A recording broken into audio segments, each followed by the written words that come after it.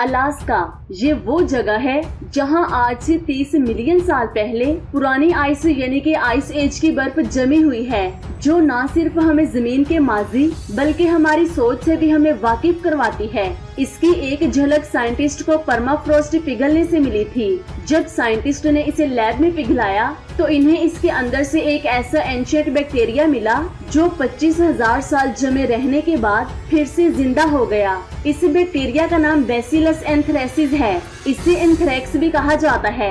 ये बैक्टीरिया इंसानों के लिए कितना खतरनाक है, इसका अंदाजा आप इस बात से लगा सकते हैं कि अगर एंथ्रेक्स को एक्सीडेंटली इनहेल कर लिया जाए तो 24 से 48 घंटों के दरमियान इंसान की मौत वाक़ई हो जाती है।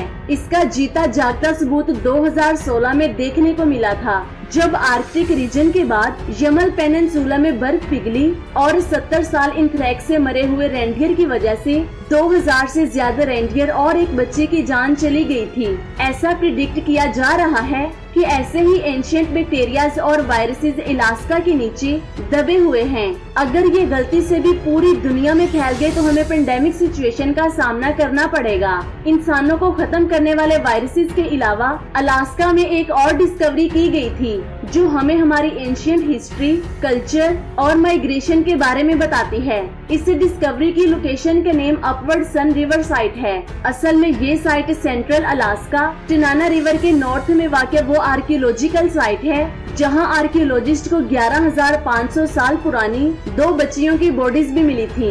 इनमें से एक बॉडी 6 हफ्तों की थी और दूसरी बॉडी सिर्फ 1 दिन की थी। इसे स्टडी करने के बाद साइंटिस्ट को ये पता चला कि नेटिव अमेरिकन एक ही सोर्स ऑफ पॉपुलेशन से बिलोंग करते हैं। आसान अल्फाज में हमारी स्पीशीज आज से 3 लाख साल पहले अफ्रीका में स्टार्ट हुई थी और फिर पूरी दुनिया में फैलने लगी।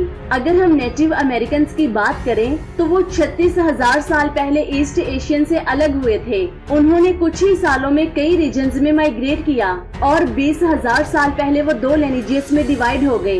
एक साउथ की तरफ जाकर नॉर्थ और साउथ अमेरिका में बस गए और दूसरे एंशिएंट ब्रिंगियंस अलास्का में बस गए और फिर आहिस्ता आहिस्ता गायब हो गए। एक चीज ऐसी है जो नजर तो नहीं आती लेकिन अभी भी अलास्का के नीचे मौजूद है और वो है सुपर वोल्केनोज। इन सुपर वोल्केनोज की वजह से फ्यूचर में मैस एक्सटिंक्शन हो सकता है। नेशनल जियोग्राफी की रिपोर्ट के मुताबिक अलास्का के इल्यूजन आइलैंड पर जहां तकरीबन 80 वोल्केनोज की चेन है, वहां मौजूद 6 वोल्केनोज के नीचे एक सुपर वोल्केनो मौजूद है जो येलोस्टोन कैल्डेरा जितना बड़ा है। कैल्डेरा जमीन के नीचे मैग्मा चैम्बर्स के खत्म होने के बाद रॉक्स के कोलैप्स होने से फॉर्म होता है और हर्बर्ट, कैरलाइन, कैलिवलैंड, टाइना, अलियागा और कैगमिल जैसे 6 वोल्केनोज के नीचे मौजूद सुपर वोल्केनो कितना बड़ा और खतरनाक है, इसका अगर आपको अंदाजा ही बताया जाए तो यूएस जियोलॉजिकल सर्वे अलास्का वोल्केनो ऑब्जर्वेटरी के जियोफिजिसिस्ट जॉन पावर का ये कहना है, अगर ये अंडरलाइन सुपर वोल्केनो आज से कुछ हजार साल पहले इरप्ट हुए होते तो ये पूरी दुनिया का खात्मा कर देता। बस यही वजह है कि अभी भी साइंटिस्ट सुपर वोल्केनो को स्टडी कर रहे हैं, जिसकी वजह से हमें इन वोल्केनोज के एमिशन और इरप्शन को समझने में मदद मिलेगी और हम आने वाले खतरात के लिए बेहतर प्लानिंग और तैयारी कर पाएंगे। मैस एक्सटिंक्शन के लिए सुपर वोल्केनो नहीं बल्कि अलास्का के पास दूसरे रास्ते भी मौजूद हैं। For example mercury. पिछले 30 सालों से वर्ल्ड पॉपुलेशन ने मिलकर जितना मरकरी एमिशन किया है, अलास्का की बर्फ के नीचे उससे 30 गुना ज्यादा मरकरी डिपॉजिट है।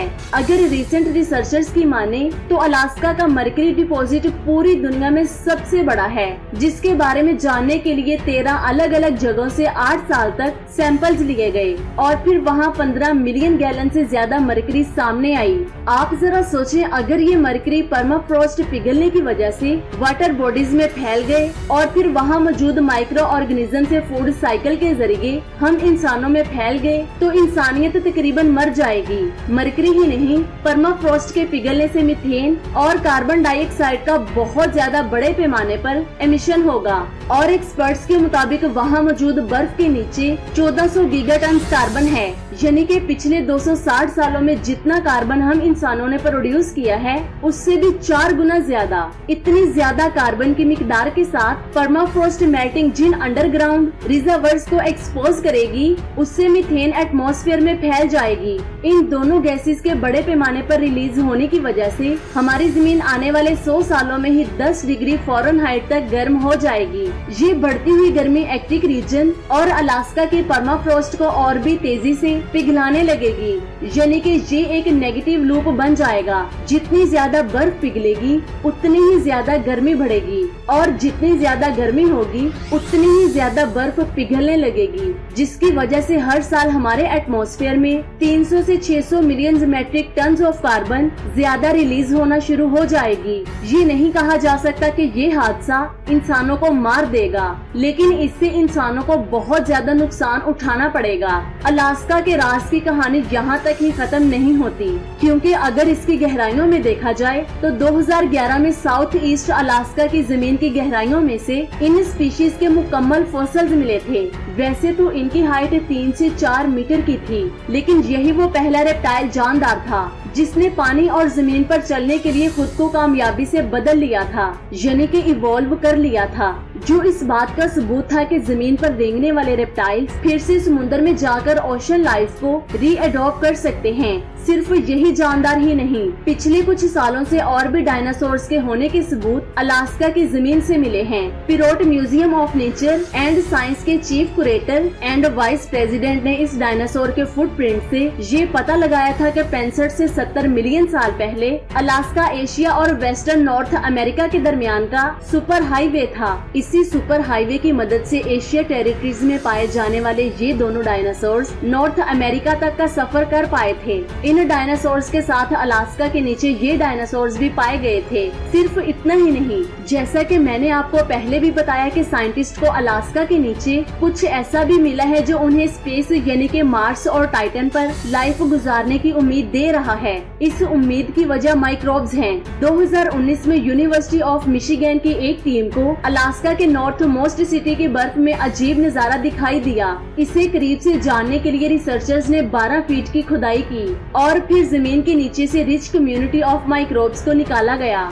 जो क्रियोपेग्स में जी रहे थे। क्रियोपेग्स और कुछ नहीं बल्कि परमाफ्रॉस्ट में मौजूद एक तरह के अनफ्रोजन बकेट्स होते हैं, जिनके अंदर मौजूद सी वाटर ब्रेन हाई सैलिनिटी की वजह से उन्हें फ्रीज होने से बचाता है। इन्हें 50,000 साल पुराने क्रियोपेग्स पॉकेट्स में बसे थे, वो मैरीन बैक्टीरियाज जो न सिर्फ सरवाइव करने में बल्कि खुद को क्रियोपेग्स के साल्टी और कोल्ड इन्वायरमेंट से भी फ्लरिश कर पाए थे। अब ये साइंटिस्ट के लिए बहुत बड़ी बात इसलिए भी थी क्योंकि इन पॉकेट्स में 14% से भी ज्यादा सेलेन कंटेंट होता है, जिसकी वजह से साइंटिस्ट को लगता है कि अगर माइक्रोब्स ऐसी हार्श कंडीशन में भी सरवाइव कर सकते हैं तो उनके लिए दूसरी एक्सट्रीम प्लेसेस जैसा कि मार्स और टाइटन पर सरवाइव करना मुमकिन हो जाएगा, जिन पर मौजूद आइसी शेल्स के नीचे जमीन जैसे समुद्र मौजूद हैं। अब माइक्रोब्स हमें स्पेस में सरवाइव करने वाली लाइफ को समझने और ढूंढने में कितनी मदद करेगी ये तो वक्त ही बताएगा।